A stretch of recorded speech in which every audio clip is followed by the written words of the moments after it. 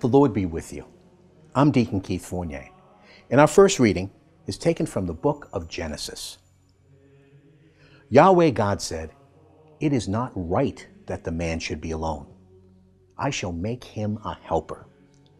So from the soil, Yahweh God fashioned all the wild animals and all the birds of heaven.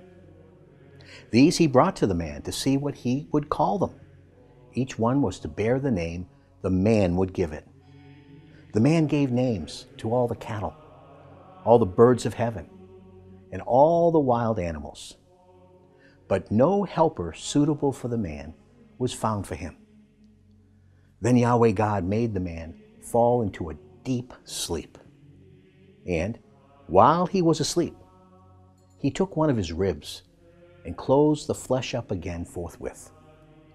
Yahweh God fashioned the rib he had taken from the man into a woman and brought her to the man. And the man said, "This one at last is bone of my bones and flesh of my flesh. She is to be called woman because she was taken from man. This is why a man leaves his father and mother and becomes attached to his wife, and they become one flesh."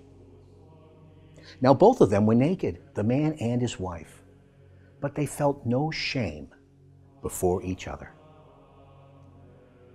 And our response is from Psalm 128. How blessed are all who fear Yahweh, who walk in his ways. Your own labors will yield you a living. Happy and prosperous will you be. Your wife a fruitful vine in the inner places of your house. Your children round your table, like shoots of an olive tree. Such are the blessings that fall on those who fear Yahweh. May Yahweh bless you from Zion. May you see Jerusalem prosper all the days of your life. A reading from the Holy Gospel according to St. Mark. Jesus left that place and set out for the territory of Tyre. There he went into a house and did not want anyone to know he was there. But he could not pass unrecognized. At once a woman whose little daughter had an unclean spirit heard about him and came and fell at his feet. Now this woman was a Gentile, by birth a Syrophoenician, and she begged him to drive the devil out of her daughter. And he said to her, "The children should be fed first, because it is not fair to take the children's food and throw it to little dogs."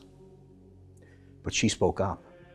"Ah, yes, sir," she replied, "but little dogs under the table eat the scraps from the children." And he said to her, "For saying this, you may go home happy. The devil has gone out of your daughter." So she went off home and found the child lying on the bed and the devil gone. The Gospel of the Lord.